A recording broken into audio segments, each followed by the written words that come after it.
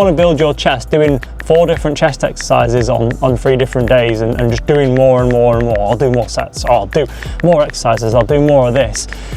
Doesn't help you build muscle. A lot of things that people say, a lot of things that people do that don't really align with the science. I mean, in theory, you'd think, right, well, that's helping me build muscle, right? No, it's not. What is going on, guys? Welcome back to the channel. Welcome back to another episode of Quick 5 Fitness, and in today's video we're going to be talking about the things that you should not be doing in the gym if you want to build muscle effectively. Quick 5 Fitness is a series where we run through popular fitness topics in 5 minutes or less. My name is Will. I have been an online coach, personal trainer for over 5 years now, helping guys drop body fat, build muscle, get into the best shape of their lives. Without further ado, let's get into the video. So if you want to build muscle in the gym, what should you be doing? And more importantly, what should you not be doing? All right. So there's a lot of myths out there when it comes to building muscle. A lot of things that people say, a lot of things that people do that don't really align with the science, and they're not really gonna help you build muscle, even though they might feel like it, even though that is popular belief and common belief. But there's a lot of things that are going to have zero effect on the amount of muscle that you build over time. And I think it's very important to know, so that when you are in the gym, when you are working hard, when you are being consistent, you're actually making good use of that time and you're not wasting it, okay? So, muscle building, what do you need, what don't you need? So here's one thing that you don't need, is you don't need to get a pump. You don't need to train in the gym, and you don't actually need to get a pump. Now, I kind of understand this one for anyone who's maybe not so experienced with the gym and the training, but when you get a pump, it feels great, it looks great, you look bigger. I mean, in theory, you'd think, right, well, that's helping me build muscle, right? No, it's not. Fortunately, the pump is literally just your blood, your muscles filling with more blood, right? Because you've put a bit more demand on your muscles. So they need more blood delivered to them to deliver nutrients, right? That's literally it. Your muscles fill with blood, and that's it. Does it help you to build muscle? No. Is there any science that supports that getting a pump will help you build muscle?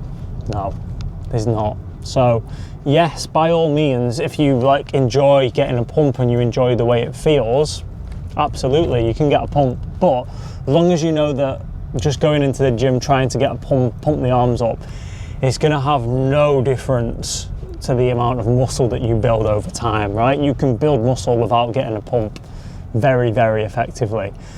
Luckily though, getting a pump is usually a side effect of training hard and training in the right way to build muscle anyway. So the pump is more of a side effect than anything. The next thing is time under tension. This is a big one that does my head in, because time under tension, again, nothing to do with building muscle, right?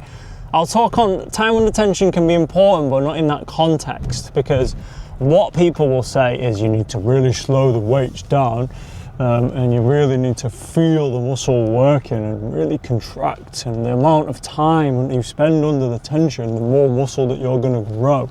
No, it doesn't work like that, right? And we'll move forward one more. It does not work like that. If that was the case, then every single set in the gym would take an hour long, because we would be making sure to keep the muscle under as much tension as we can for as long as we can. It doesn't really work like that, does it? Right? Now, where time under tension can come into play is to perform reps accurately. Okay, so if you slow the movement down and spend more time on the movement, it forces you to use less weight, and it also kind of keeps you in a position where it's easier to focus on controlling the movement, getting a full range of motion, and executing the exercise well. Okay, that's what it can be helpful for. And the next thing that time under tension can be helpful for is time under significant tension.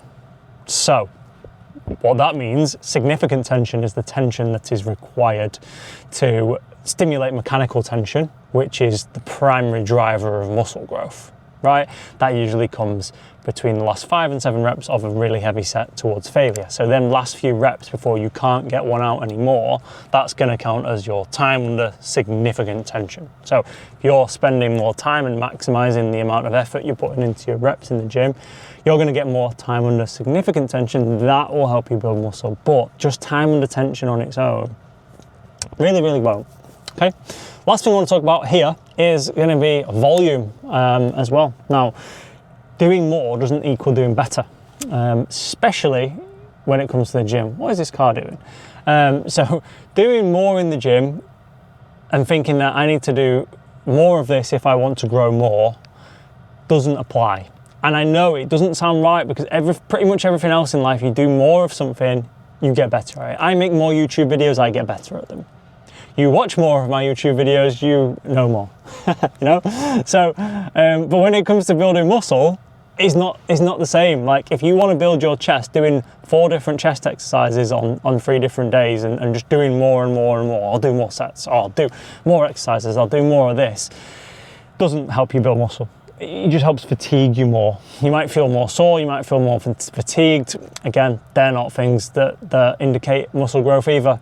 Doing more of something, adding more volume into your workouts just because you feel like you can grow more, doesn't really help. What actually would help is doing enough volume that you can recover from, right? So if you were doing enough volume, a certain amount of volume, and you literally were not feeling anything, not feeling fatigued at all, you could probably lift the same weights the next day if you went in there, then I'd consider maybe, okay, adding a little bit more volume so that you can recover, so you can do the maximum amount of work for that muscle group while still being able to recover. That would help. But volume on its own, doing more and more and more, doesn't really do anything. The only way to build muscle, to finish off, is to get stronger over time, is to hit a point in your training where you are reaching levels of mechanical tension, i.e. where you are pushing close to or to failure with your exercises, and you are getting stronger over time. The main thing I want you to take from this is, when it comes to muscle, don't worry about anything but this.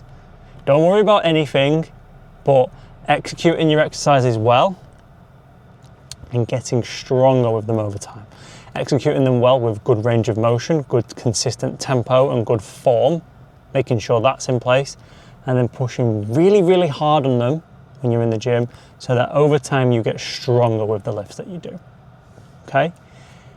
Everything else between that, to a degree, is not going to matter that much. If you've got them things in place, you are going to grow and build muscle over time, as long as your nutrition's there as well. Anyways, hope you've enjoyed the video. And hope this has helped too. And if you want more help with your own journey, you maybe want to work with me one-to-one, then the link to apply to my coaching is down in my bio. I'll leave some more content up at the top for you, and hope you've enjoyed the video, guys. See you in the next one.